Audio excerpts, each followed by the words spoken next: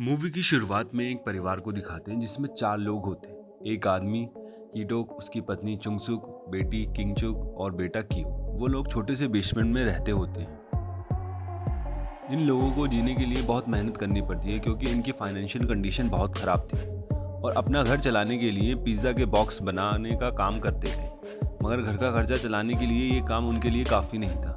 फिर एक दिन कीवो का दोस्त उनके घर पर आता है और वो उसको एक पत्थर देता है और कहता है, ये मेरे दादा ने तुम्हारे लिए भेजा।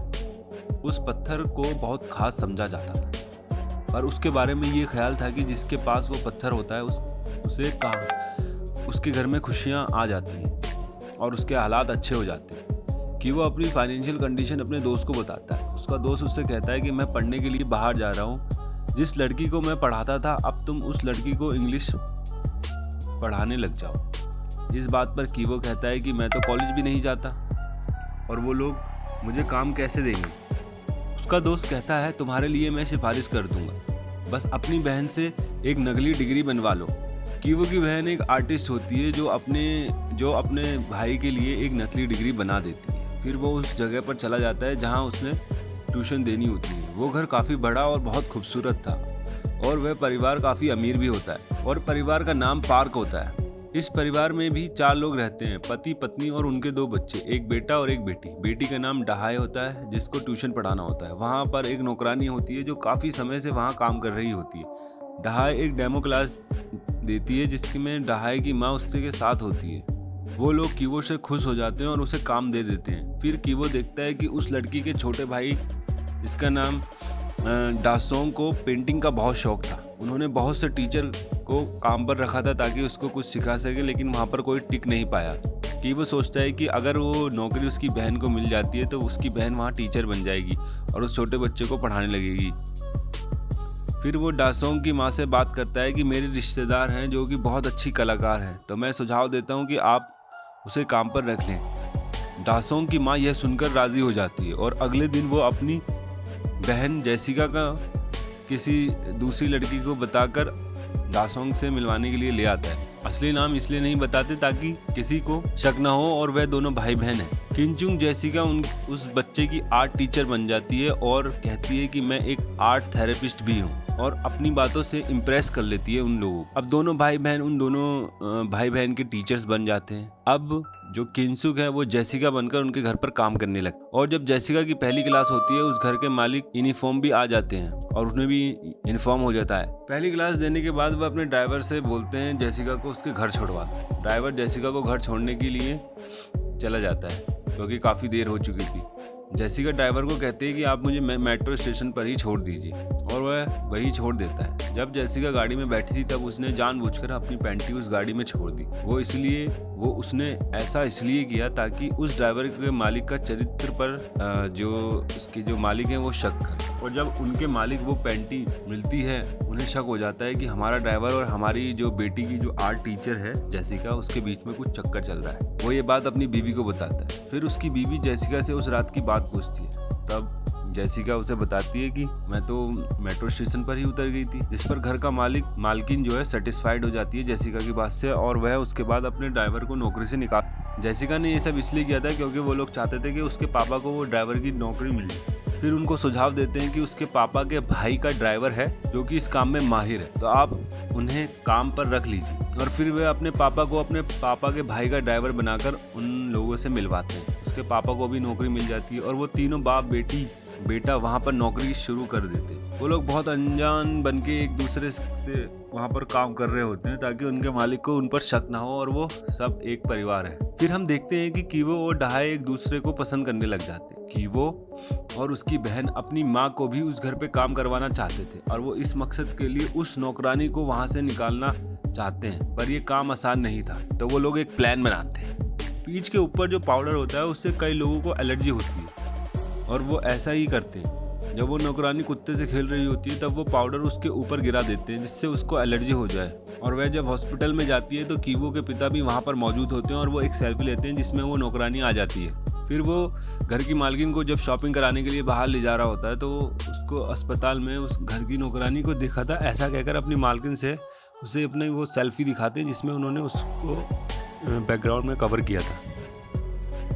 और ना चाहते हुए वो उसको बताते हैं कि जब मैं हॉस्पिटल में था तो मैंने नौकरानी की बात सुनी थी और उसे टीबी है, लेकिन उसकी मालकिन उसके ड्राइवर की बात पर यकीन नहीं करती। फिर वो अपनी बेटी चिंगसुंग को मैसेज करता है घर पहुंचने से 3 मिनट पहले। मैसेज देखते ही वो पाउडर उस नौकरानी पर डाल देती है। उससे फिर उस पाउडर से क्या होता है कि उस नौकरानी को फिर से खांसी शुरू हो जाती है। तभी मालकिन वहाँ पहुँचती है और तब वो नौकरानी एक टिश्यू का इस्तेमाल करती है और उसे डस्टबिन में फेंक देती है। फिर उसका ड्राइवर डस्टबिन की तरफ जाता है और जहाँ उस नौकरानी ने टिश्यू पेपर फेंका था उस टिश्यू में थोड़ा सा सॉस गिरा देता है और अपने मालकिन को दिखाता है, जिससे उसे यकीन हो जाता है कि वो सच बोल रहा था कि उस नौकरानी को टीबी है। फिर वो अपने ड्राइवर को कहती है कि तुम इस बात का जिक्र अपने मालिक से मत करना वरना वो गुस्सा हो जाएगी।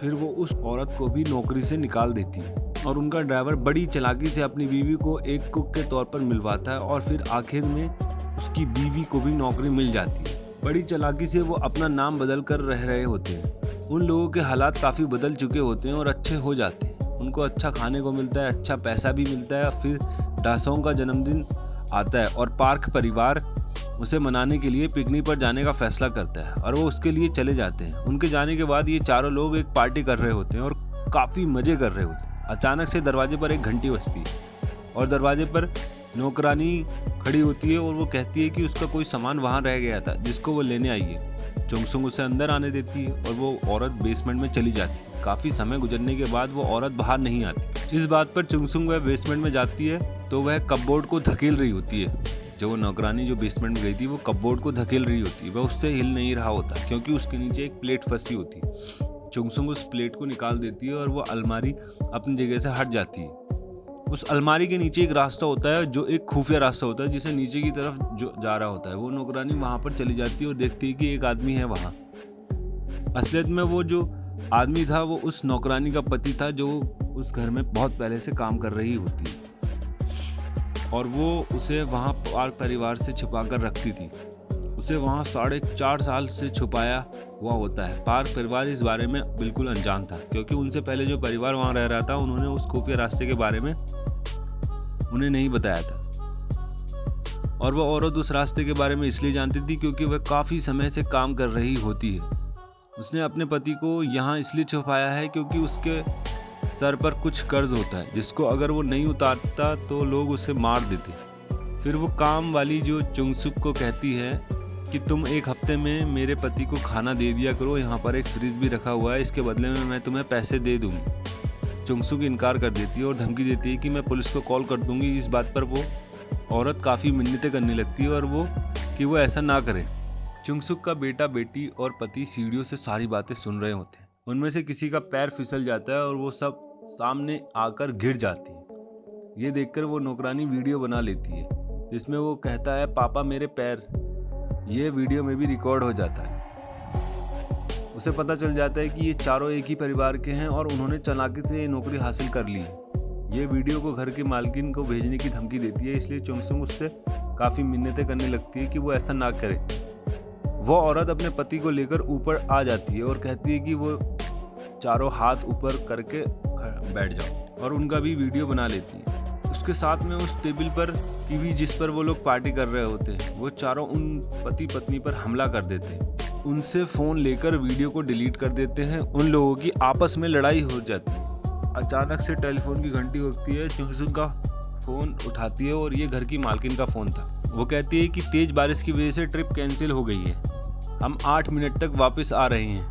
वह उससे खाना बनाने का बोलती है और 8 मिनट तक उन्हें घर का सारा सामान भी सेट करना था। कॉल के दौरान वह दोनों पति पत्नी का मुंह बंद करके खड़े होते हैं। फिर वो लोग उन दोनों पति पत्नी को बांध देते हैं और बेसमेंट में छोड़कर सफाई करना शुरू कर देते हैं और बिल्कुल 8 मिनट के अंदर वो परिवार घर वापस लौट आते हैं और वो लोग घर की सफाई भी कर चुके होते हैं। पर पार्क परिवार को जरा भी शक नहीं होता कि उन्हें आने से पहले यहाँ पर क्या हो गया। वो लोग भी छुप जाते हैं। पार्क परिवार खाना खाते हैं और घर की मालकिन चुंगसुक को अपनी बताती है कि एक बर्थडे की रात मेरा बेटा केक खाने के लिए उठा था, तब उसने एक भूत देखा था, लेकिन वो भूत नहीं होता, वह उस नौकरानी का पति होता है और ये लोग समझते हैं कि शायद वह कोई भूत है। बारिश हो रही होती है और उनका बेटा डासोंग कहता है कि आज रात मैं बाहर सोऊंगा।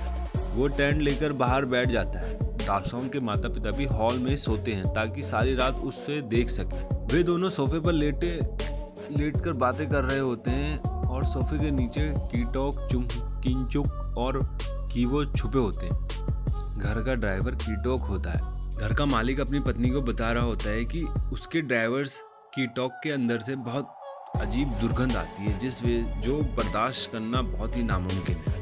और ये बात सच थी क्योंकि वो चारों परिवार के लोग जो गरीब लोग थे, वो जिस जगह रह रहे होते हैं वहाँ पर लोग टॉयलेट करते थे, जिस वजह से उन सभी के अंदर से अजीब सी दुर्गंध आती है। और ये सब बातें वो लोग भी सुन रहे होते हैं। उनको बुरा लगता है क्योंकि एक बार दासोंग ने भी ये बात कही थी कि मेरी टीचर में से दुर्गंध आती है और वैसी हमारे ड्राइवर और नौकरानी में से भी आती है।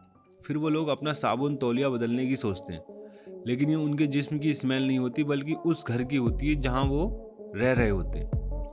और जब वो दोनों सो जाते हैं तब ये लोग सोफे के नीचे से निकलकर अपने घर चले जाते हैं। बहुत तेज बारिश हो रही होती है और जब वो अपने घर पहुंचते हैं तो वो देखते हैं कि उनका सारा घर पानी में भर चुका है। घर की खिड़की खुली रहने की वजह से सारा पानी अंदर आ जाता है और अब वो जगह रहने के लायक नहीं होती। फिर वो ऐसी जगह जाते हैं जहाँ वो सो सकें, रात गुजार सकें।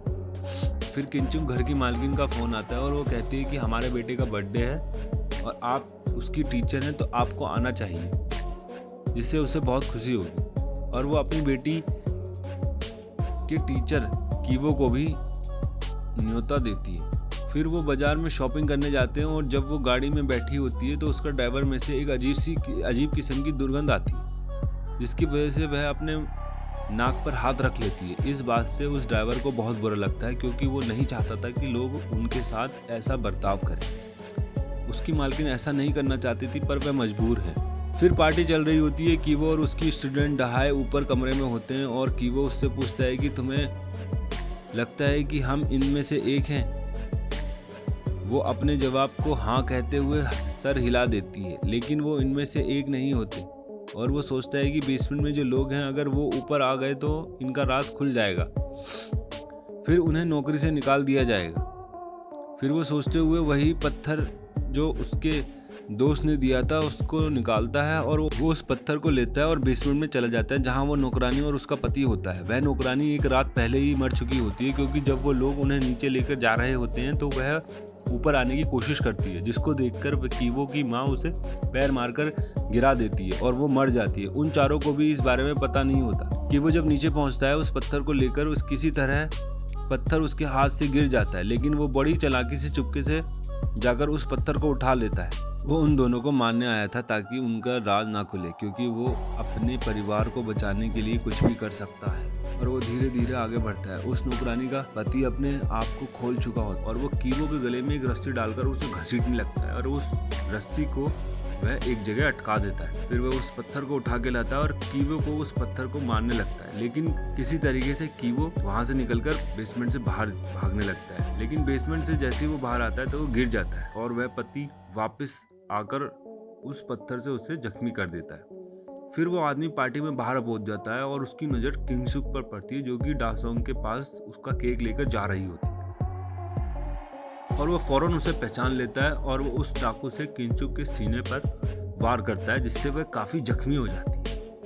किंगसुक के पिता उस जख्म को दबाते हुए ताकि उसके ज़्यादा खून ना बहे, लेकिन उसका जख्म काफ़ी गहरा हो चुका था।